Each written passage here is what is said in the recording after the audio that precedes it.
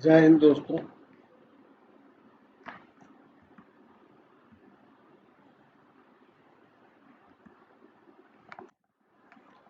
जय हिंद दोस्तों। मैं पेट अफसर SK. Singh, retired from navy. मैं ये वीडियो शिरडी में शूट कर रहा हूँ, बना रहा हूँ। मैंने सोचा कि थोड़ा लोगों को जनरल अवेयरनेस पे मैं वीडियो डालूँ, जो मैंने सीखा है, जो अ, ज्ञान मिला है मुझे, मैं चाहता हूँ कि लोगों से शेयर करूँ। तो इस सिलसिले में मेरा पहला ये वीडियो रहेगा ISO 9001 के ऊपर। जैसे आप लोगों ने बहुत देखा होगा, सड़कों पे चलते हुए आपके बस के पीछे लिखा रहता है ISO 9001 सर्टिफाइड। जैसे ये देखो, मैंने एक बस की फ़ोटो अटैच करी है और बस के पीछे लिखा हुआ है ISO 9001 सर्टिफाइड कंपनी। तो ऐसे होटलों में भी देखा होगा आपने, अपने रेलवे स्टेशन पे भी देखा होगा, स्कूलों में देखा होगा, ISO 9001 सर्टिफाइड करके लिखा रहता है। तो इसी पे आज हम डिस्कस करेंगे।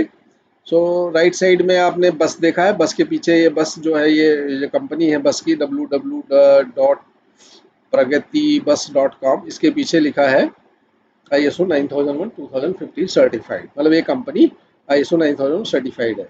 लेफ्ट साइड में आपके पास ISO की एक सर्टिफिकेट मैंने डाली है फोटो, कि ISO सर्टिफिकेट होती कैसे, एक सर्टिफिकेट है, किस स्टैंडर्ड के लिए है वो रहता है, और इसके बाद भी कब तक वैलिड है वो रहता है।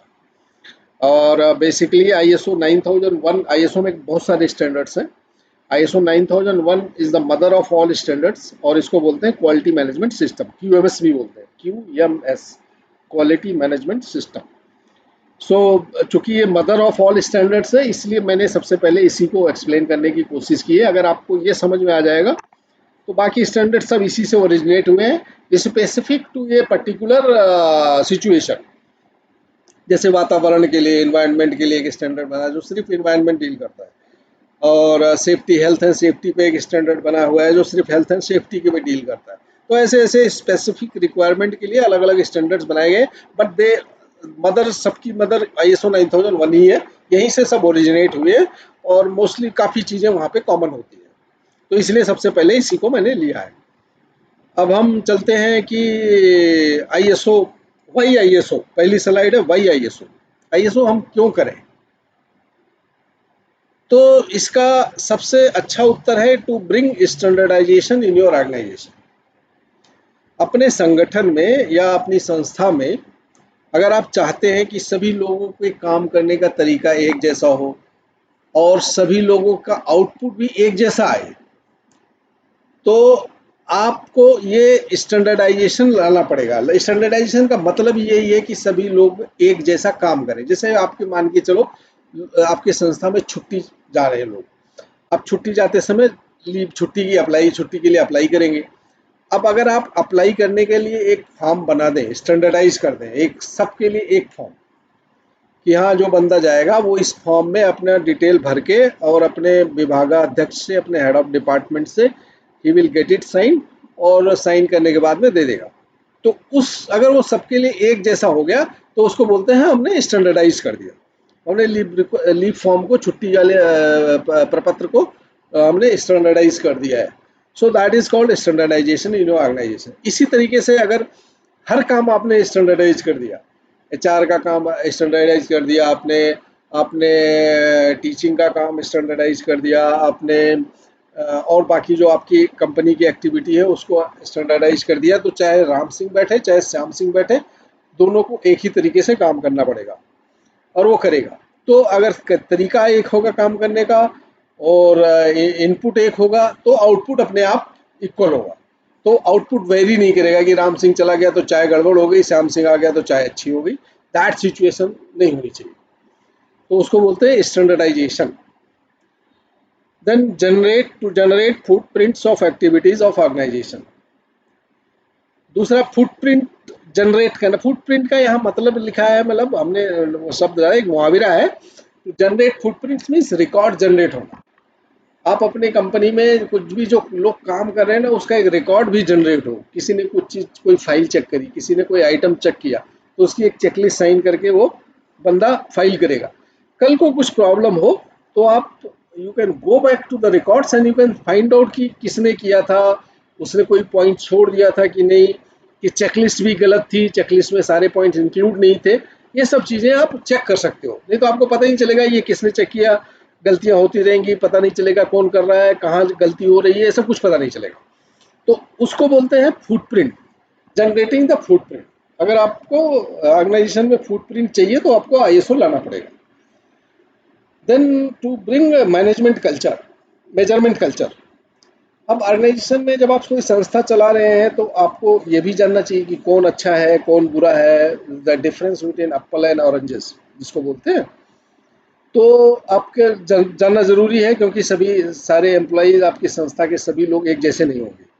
कोई उसमें बेटर होगा, कोई किसी के अंदर लीडरशिप क्वालिटी होगी, किसी के अंदर अच्छा काम करने की क्षमता होगी, कोई गुड लिसनर होगा, कोई गुड टॉकी होगा, कोई गुड डिसीजन मेकर्स होगा, कोई अच्छा टीम मेंबर की तरह कोऑर्डिनेटर अच्छा होगा।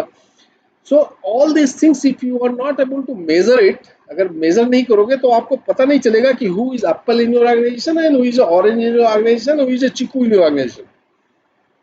तो इसके लिए आपको मेजरमेंट कल्चर लाना पड़ेगा। ऑर्गेनाइजेशन आईएसओ वो आपको फैसिलिटेट करता है कि जो भी एक्टिविटी हो रही है उसका मेजरमेंट हो, कितनी गलतियां हुई, किसके द्वारा कितनी गलतियां हुई, एम्प्लॉय वाइज एरर कितना है, फाइल वाइज एरर कितनी गलतियां हो रही हैं, इफिशियंसी कितनी है बंदे की काम करने की, आउटपुट कितना है। ये सब चीज़ें आपको हेल्प करती हैं। आईएसओ लाएंगे तो ये अपने आप ही इनहेरिट हो जाता है उसमें, आईएसओ में। तो ये आईएसओ का ये भी फायदा है। Then start recording improvement. अब अगर आपने मेजरमेंट शुरू कर दिया तो आपको पता चलेगा कि कहाँ साइन वेव है, कहाँ कर्व नीचे जा रहा है, कहाँ कर्व ऊपर जा रहा है, कहाँ गलतियां हो रही हैं, कहाँ ठीक हो रहा है। तो जब आपको पता चल गया कि गलतियां हो रही हैं और कहाँ हो रही हैं, तो आप अपने आप ही इम्प्रूवमेंट लाना शुरू करोगे। तो ये the third point and fourth is inter related. The third point attracts the fourth point. जब आपके पास मेजरमेंट हो जाता है, जो आपका डेटा एनालाइज हो जाता है और आपको पता चलता है कि गैप कहाँ है, तो अपने आप ही इम्प्रूवमेंट शुरू हो जाता है। तो ये भी फैसिलिटेट होता है इस आईएसओ से।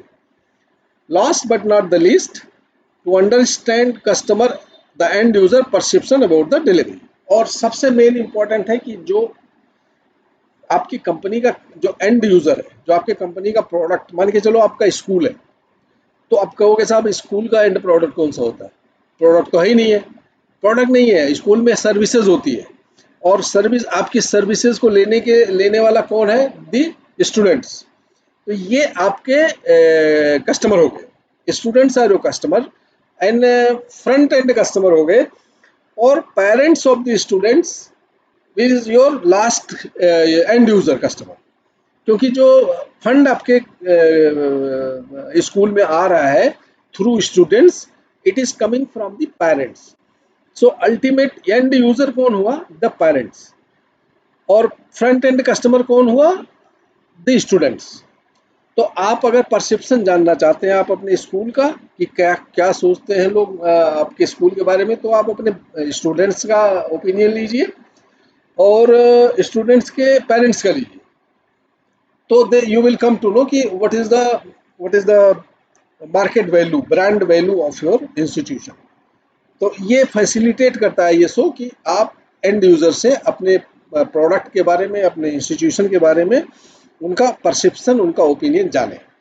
तो ये मोटे मोटे 5 मैंने बेनिफिट, वैसे तो बहुत हैं बट मैंने I have noted down the 5 benefits जो नॉर्मली बेसिक है लेमैन लैंग्वेज में कि इसके ये बेनिफिट्स होंगे टू अंडरस्टैंड।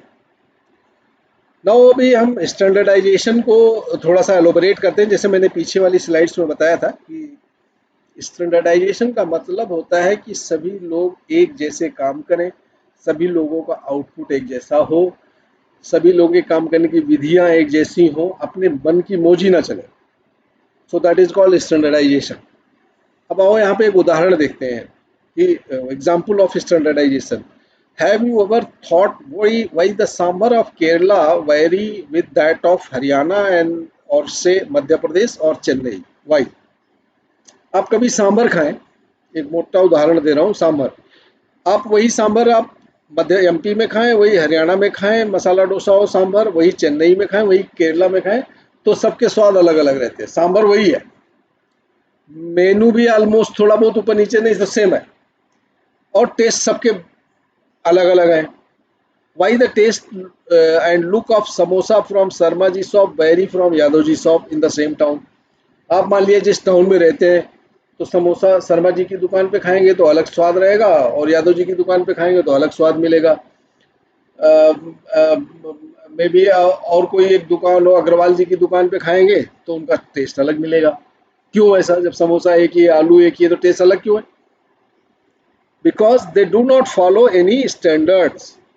ये इसलिए अंतर है कि उनका स्टैंडर्ड नहीं है, सब एक जैसा नहीं है, सब अलग अलग है। किसी में नमक ज़्यादा रहेगा, कोई फ्राई डीप फ्राई ज़्यादा करेगा, कोई डीप फ्राई कम करेगा, किसी का मैदा खस्ता कम रहेगा, किसी के आलू में मसाला कम रहेगा। तो इसलिए सबका स्टैंडर्ड अलग अलग है, तो सबके स्वाद अलग अलग है। Though all are samosa, but if you take samosa from Haldiram it will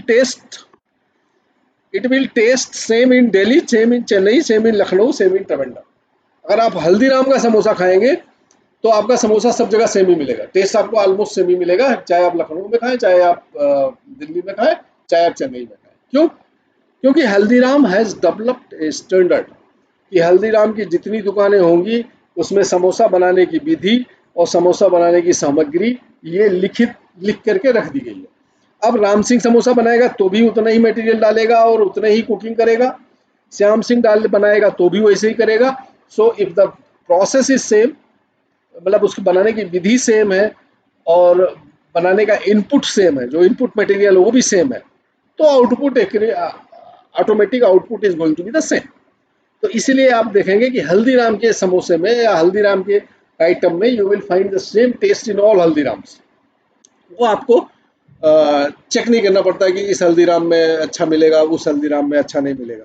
but अगर लोकल शॉप पे जाएं तो आपको पता करना पड़ता है कि यार चाय किस दुकान की अच्छी है, समोसा किस दुकान का अच्छा है, पकौड़ा कौन सी दुकान का अच्छा है, दूध बर्फी किस दुकान की अच्छी है।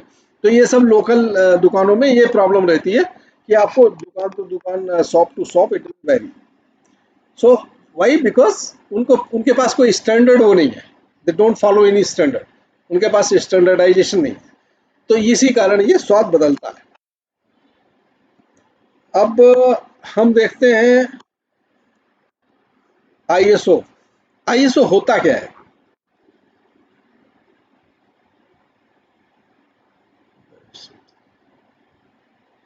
आईएसओ होता क्या है? तो आईएसओ का फुल फॉर्म है International Organization for Standardization, founded in 1946। ISO का जो पूरा फॉर्म है, it is abbreviated that I International Organization for Standardization, अंतर्राष्ट्रीय मानक संस्थान। अब यहाँ पे भी आईएसओ में वर्ड स्टैंडर्डाइजेशन आया है। स्टैंडर्डाइजेशन का मतलब ये है कि समानता, सब जगह एक लेवल पे ला करके चीज़ें एक लेवल पे सेट कर दी जाए कि सभी लोग उस लेवल को फॉलो करेंगे। So that is called standardization. System stands for system standardization certification rather than product standardization and certification. ये आईएसओ 9001 सिस्टम को सर्टिफाई करता है, प्रोडक्ट को नहीं सर्टिफाई करता है। ये बहुत केयरफुली देखना है, क्योंकि प्रोडक्ट सर्टिफिकेशन के लिए अलग बॉडी होती है, ये सिर्फ सिस्टम सर्टिफिकेशन के लिए बॉडी बात करता है।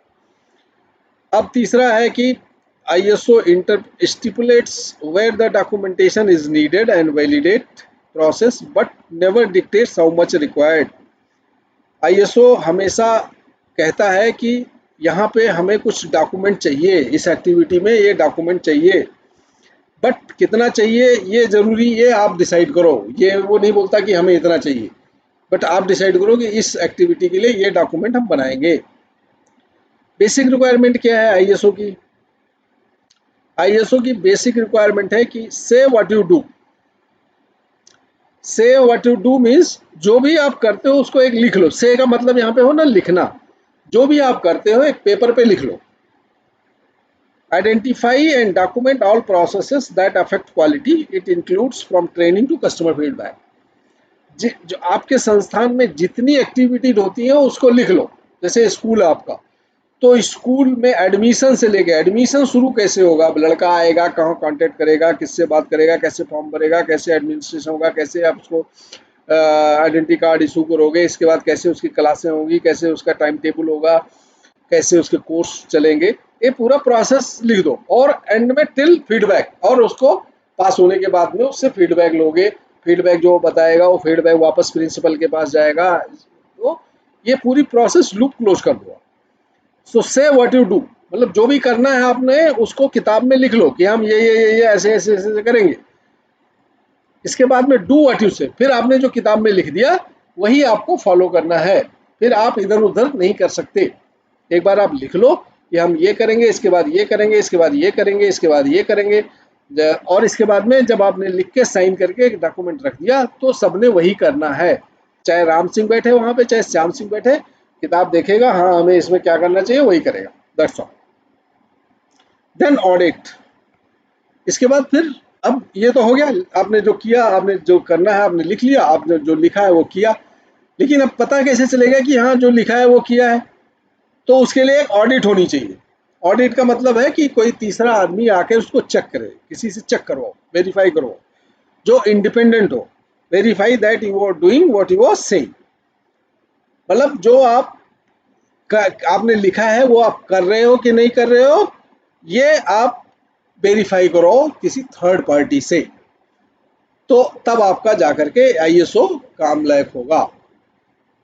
तो भाइयों ये था आईएसओ के बारे में एक जनरल डिस्कशन। इसका टेक्निकल डिस्कशन अगले वीडियो में मैं लूँगा, और मैं समझता हूँ कि इसमें काफ़ी कुछ आपको पता चल गया होगा। और जब अगला वीडियो मैं इसका बनाऊंगा तो उसमें मैं फिर आऊँगा कि आईएसओ का बेस प्रिंसिपल्स क्या है, आईएसओ के कहाँ पे क्या क्या चीज़ कैसे कैसे मूव होती है, क्या क्या क्लॉजेज हैं, तो ये सब हम बताएंगे, और इसको इम्प्लीमेंटेशन कैसे करते हैं वो भी हम आपको समझाएंगे।